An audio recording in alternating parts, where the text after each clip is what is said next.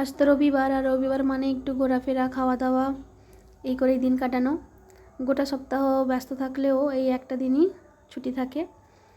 যাই হোক, বিকেলে মেয়েকে নিয়ে একটু ঘুরতে বেরিয়েছিলাম। আমাদের টাউনশিপে কাছাকাছি বলতেই হলদি নদীর পাড়ই আছে, হলদি নদীর পাড়ে গিয়েছিলাম। আমরা বেশিরভাগ হলদি নদীর পাড়েই যাই। বাচ্চা একটু আনন্দ করে, খেলা করে, ওর আনন্দের জন্যই তো যাওয়া, ওর ওর মন ভালো করার জন্যই ঘুরতে যাওয়া।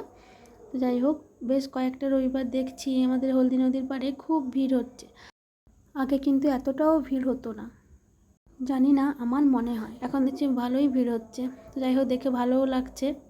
আগে ফাঁকা ফাঁকা থাকতো, আর জোয়ার ছিল ওই সময়টা, খুব ভালোই লাগছিল। যাই হোক, ঘোরাঘুরি করলাম, মেয়ে আনন্দ করলো, খেলা করলো।